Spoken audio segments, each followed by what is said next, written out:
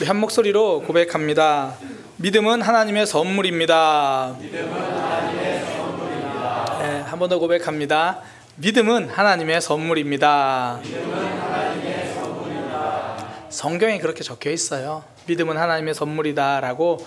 에베소서 2장 8절에 보면요, 너희는 그 은혜로 인하여 믿음으로 말미암아 구원을 받았으니 이는 너희에게서 난 것이 아니요 하나님의 선물이다, 그렇게 이야기를 해요. 그러니까 우리가 구원받은 게 하나님의 선물이라는 거예요. 우리가 예수님을 믿게 된 게 하나님의 선물이라는 거예요. 이걸 우리 삶으로 보면 정말 우리가 절절히 깨달을 수 있는데요, 내 모습을 보면 하나님이 원하시는 삶으로 가기보다 내 뜻대로 가려는 모습이 더 많거든요. 하나님 잘 믿고 신앙생활 하는 게 나의 본성이 아니라 하나님과 등 돌려서 반대로 가려고 하는 게 내 모습임을 보거든요. 이런 우리가 하나님을 믿게 됐다는 건 전적인 하나님의 은혜죠. 이런 우리가 믿음을 가지게 됐다는 건 우리 힘으로 된 게 아니죠. 하나님의 선물입니다. 오늘 본문 내용이 바로 그거예요. 예수님이 부활하셨는데 제자 중에 한 명인 도마가 못 믿겠다는 거예요. 그러니까 예수님이 직접 찾아가셔서 믿을 수 있게 해주십니다. 믿음 없던 사람에게 믿을 수 있게 해주시는 거죠. 오늘 본문 내용을 한번 보겠습니다. 12 많은 제자들이 모여있을 때 부활하신 예수님이 찾아오셨어요. 그런데 거기에 그 자리에 도마가 없었는 거예요. 그러니까 다른 제자들은 다 예수님 부활하셨어, 예수님 다시 살아나셨어. 도마는 그걸 못 믿는 거죠. 내가 그 자리에 없으니까 남들은 부활을 경험했는데 나는 부활을 못 믿겠다는 거죠. 우리가 신앙생활 잘하는 비결은요, 일단 자리를 잘 지키는 거예요. 내가 자리를 지켜야 말씀도 들리고요, 내가 자리를 지켜야 그 속에서 놀라운 경험도 합니다. 근데 도마가 그 자리에 없었어요. 그러니 다른 제자들이 아무리 설명해도 믿지를 못해요. 오히려 이렇게 말합니다. 내가 예수님 손에 있는 못자국을 보고 그거 만져봐야 믿겠다. 그러니까 속마음 이런 거죠. 야, 너희 다른 사람 보고 예수님이라고 착각하는 거 아니야? 진짜 못자국 본 거 맞아? 예수님 못 찔리셨고 옆구리 창 찔리셨는데 나는 거기에 손으로 만져봐야 그래야 믿겠어.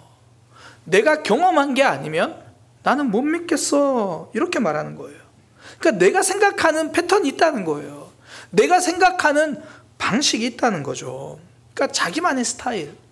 그러니까 한마디로 내가 생각하는 내가 정해놓은 그 방 안에 들어가가지고 자물쇠 잠궈놓고 내 눈으로 못 봤으니까 안 믿겠다, 내 손으로 못 만졌으니까 못 믿겠다, 그렇게 말해요. 주변에서 보면 일상생활에도 이런 사람들을 우리가 만나잖아요. 자기만의 스타일이 있는 사람들, 자기만의 방식이 있는 사람들.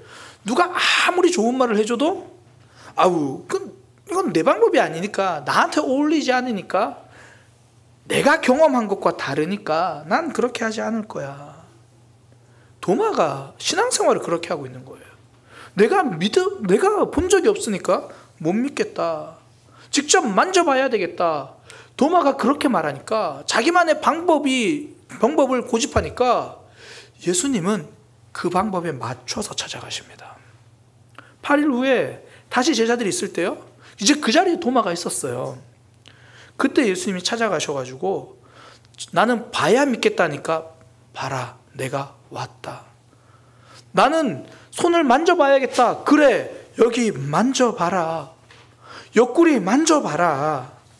도마는 자기만의 방법으로 꽁꽁 싸매고 방에 들어가서 문 잠그고 있으니까 예수님은 그 방법대로 하나하나 그 비밀번호 푸시고 들어가시는 거예요.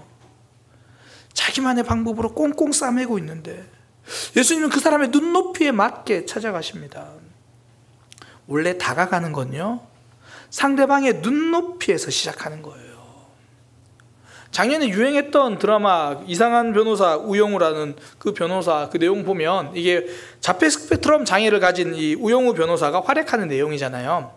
거기 에피소드 3번째에 보면 제목이 팽수라 하겠습니다라는 제목이 있어요. 그 내용이 어떤 거냐면 그 이제 변호사니까 변호를 하는 내용인데 그 의뢰인이 친형을 폭행해서 죽음에 이르게 했다는 누명을 쓴 중증 자폐 장애인이 그 이제 의뢰인인 거예요.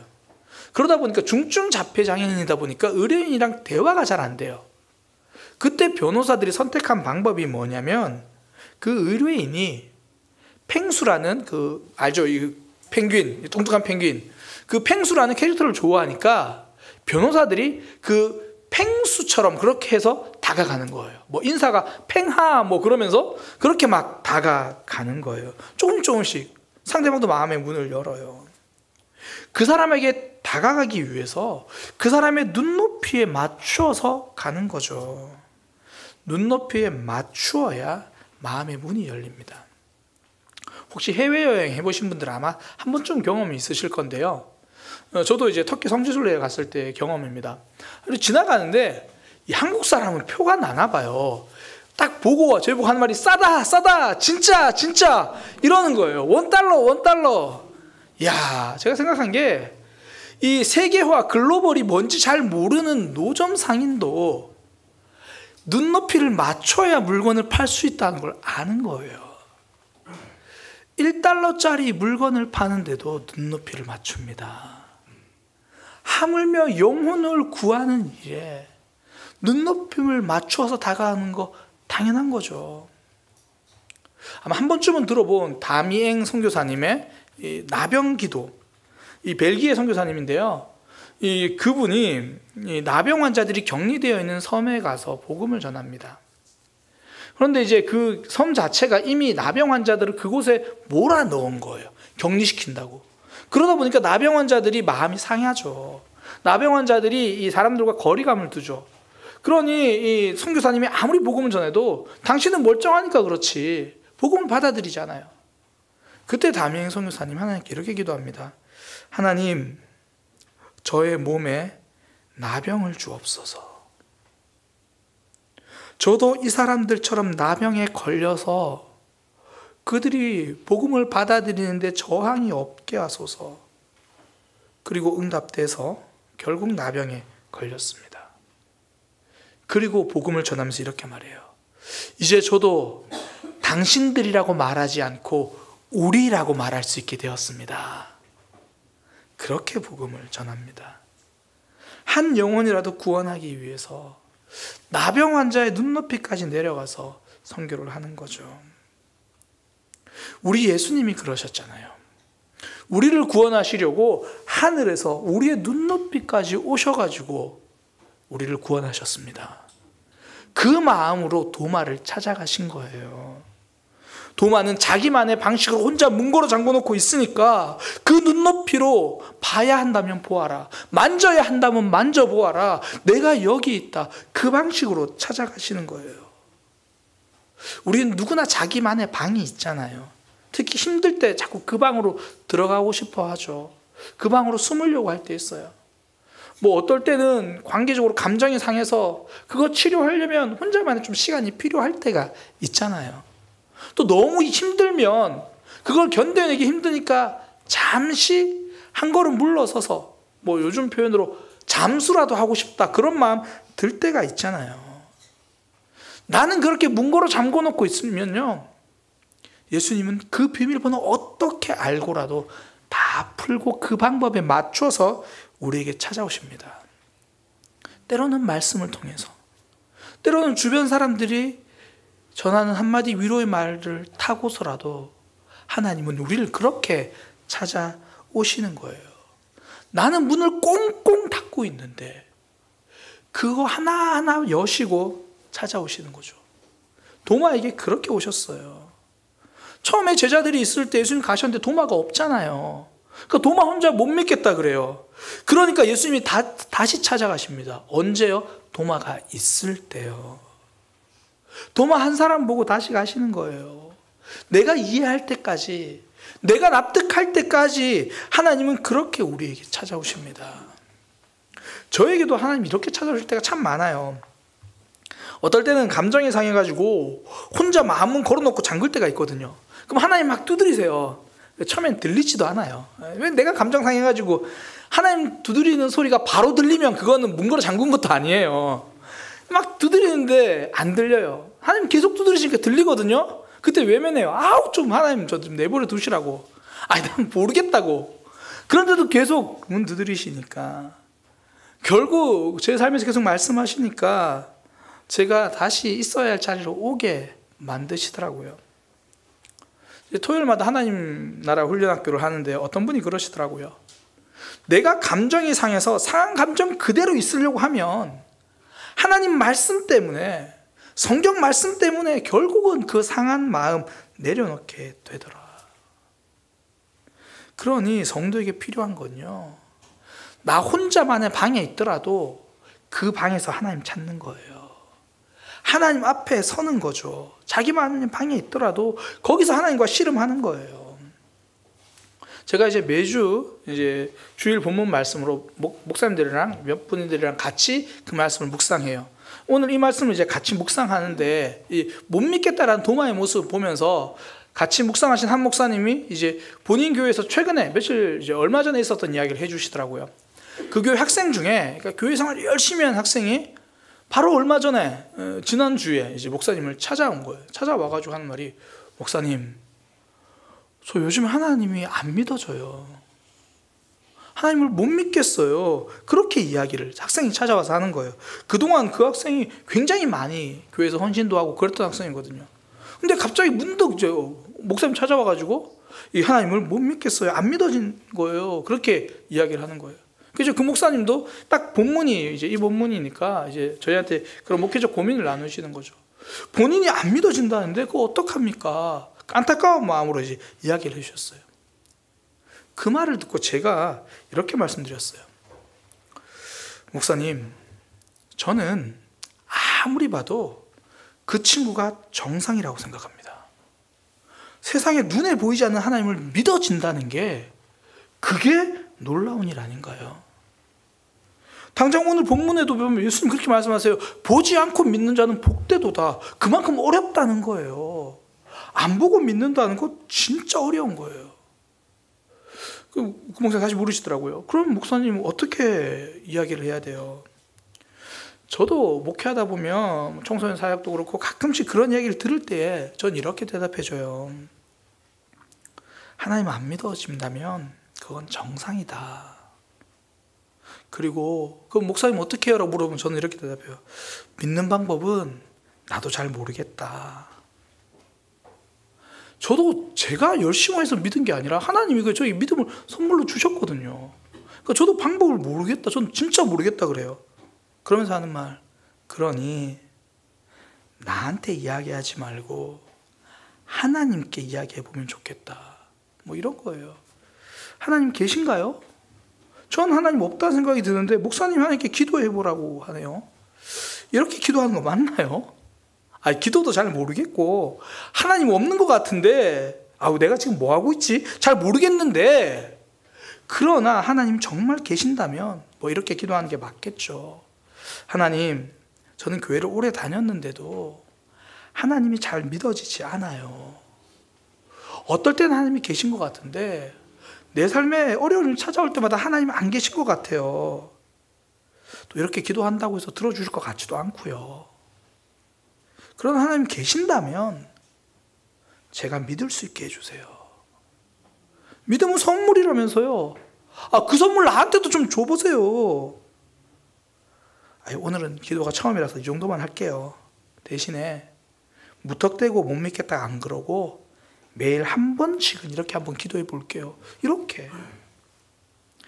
하나님은 우리가 우리만의 방법으로 자물쇠 아무리 꽁꽁 잠궈놓고 방에 들어가 있어도요, 이렇게 하나님 이름 부르면 반드시 열고 찾아오십니다.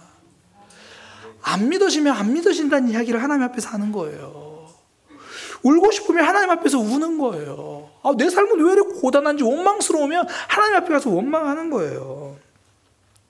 저는 정말 제일 이해가 안 되는 것 중에 하나가 하나님이 안 믿어진다고 하면서 그걸 계속 사람 붙잡고 이야기하는 거예요.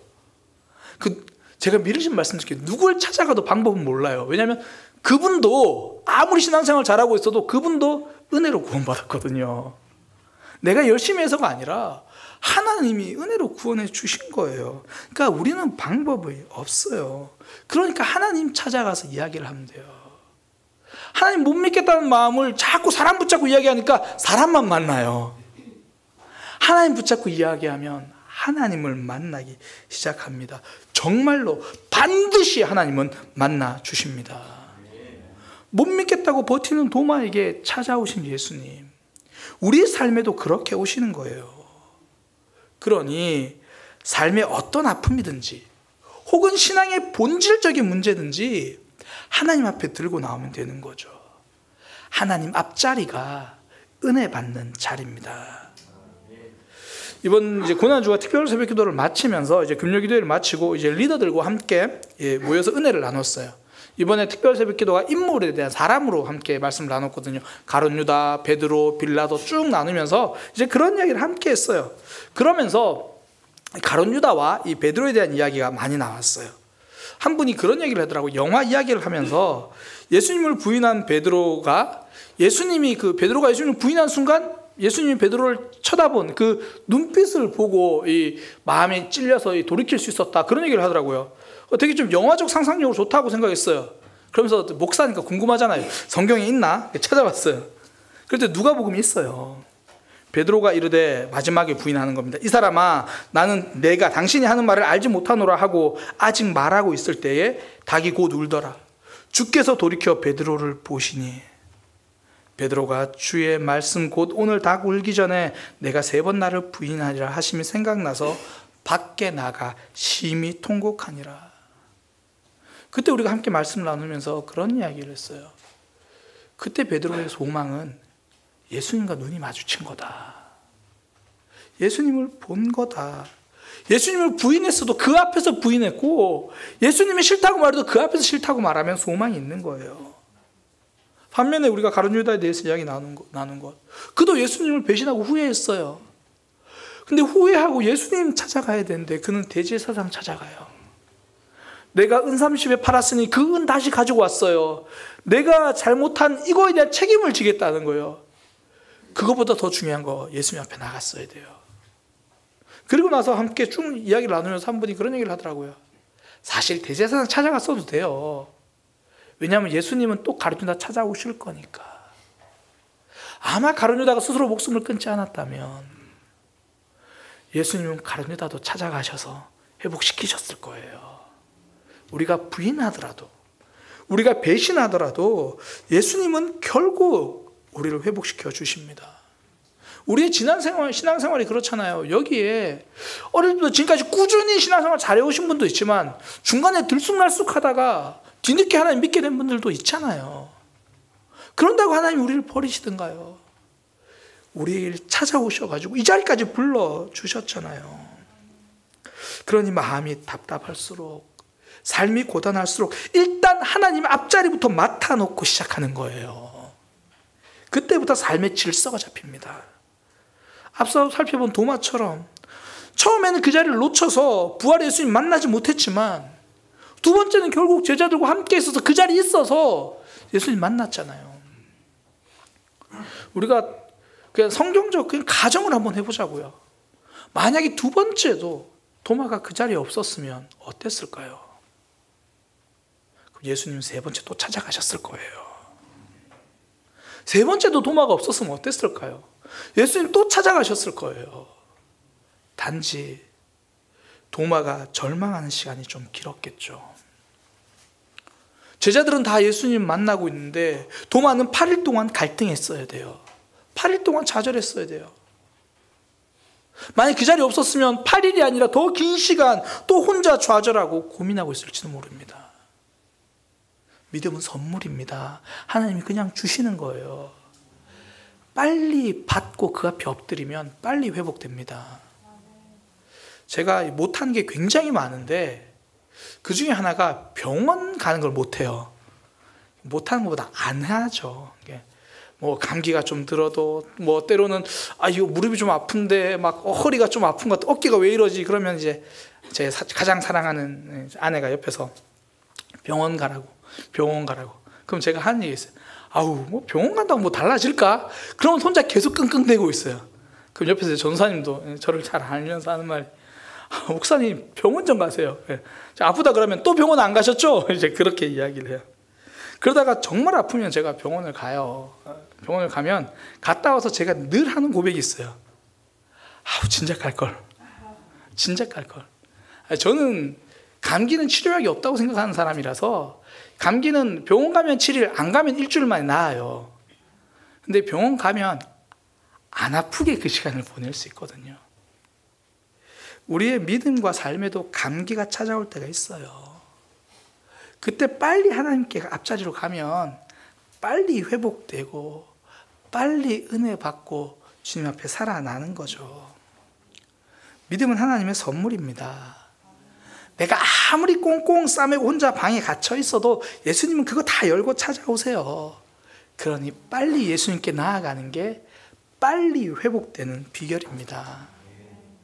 제가 오늘 이 도마의 모습, 믿음 하나님의 선물이라는 부분에서 또 하나 짧게 나누고 싶은 게 뭐냐면, 믿음이 나에게도 하나님의 선물이면 내 옆 사람에게도 하나님이 선물로 주신다는 거예요.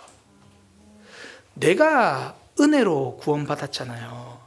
그런데 옆 사람은 열심히 해야 구원받는다고 착각하지 않으시기 바랍니다.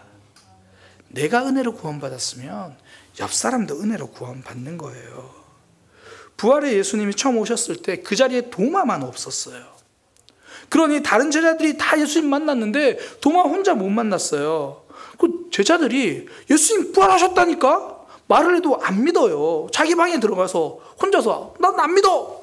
봐야 믿지! 그러고 있어요. 그럼 옆에서 어떻게 해야 돼요? 8일만 기다리면 돼요. 26절에 여드레를 지나서 제자들이 다시 집안에 있을 때 도마도 함께 있고 문들이 닫혔는데 예수께서 오십니다. 8일만 지나면 도마도 예수님을 만나요. 그 8일 동안 한 번 알려주면 되고 그 다음부터 기다려주면 돼요. 기다려주면 만납니다. 그냥 그 시간 동안 함께 있어주면 충분해요. 함께 있겠다 그러면서 괜히 눈에서 레이저 쏘지 말고 막 너 그래가지고 하나님 믿겠니? 막 레이저 쏘지 말고 편안하게 있다 보면 예수님 8일 후에 찾아오십니다. 결국 관계는 이 8일 기다리기예요. 8일 기다리기. 예수님이 저 사람에게 찾아오시는 그 시간 기다리기. 저 혼자서 이 8일이라는 시간을 그냥 의미를 한번 부여해 봤어요. 8일이니까 일주일하고 하루 더잖아요. 저는 이게 우리가 생각하는 시간보다 조금은 더 늦게 이렇게 받아들여지더라고요.